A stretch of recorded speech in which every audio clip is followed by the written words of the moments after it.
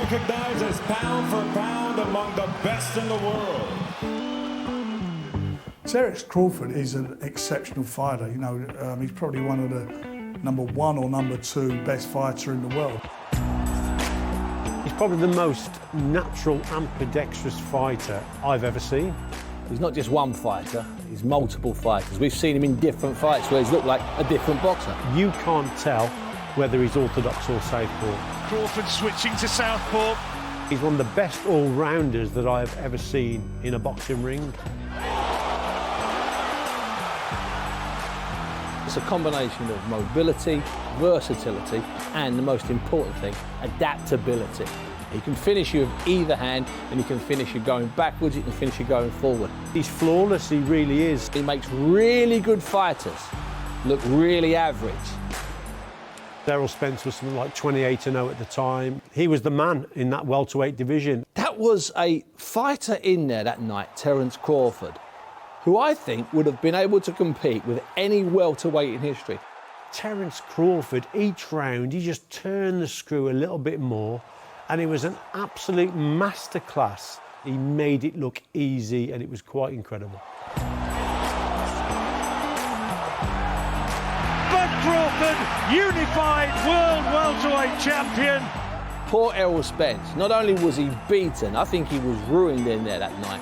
That breaks your mind, it breaks your spirit. Not just physical hurt, you're hurt inside. He was playing with a great unbeaten champion, and that's quality and that's rare.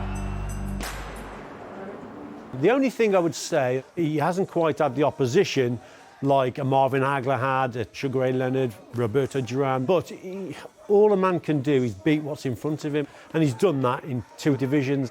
In history, I think he's right up there with the very best. He's undisputed. Is Terence Crawford the best pound-for-pound fighter right now? Well, there's a case to say he is. The only man, in my opinion, that can compete with him might be Alexander Usyk. Usyk had a great victory last time out. He beat the unbeaten and the heavyweight considered the greatest heavyweight in the world, Tyson Fury. And the same with Crawford. Last time out, he beat the great welterweight champion, Errol Spence, and they've beaten them handily.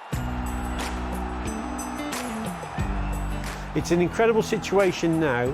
2 undisputed champions in 2 weight divisions. It just doesn't get any better than that. You have 2 boxers who are probably up there, best pound for pound in the history of the sport. The Dream Madrimov. I don't think Israil Madrimov is a fight too far for Terence Crawford. He's got the fight quite early. He's not that seasoned. He's a novice as a pro, and that's what Terence Crawford isn't.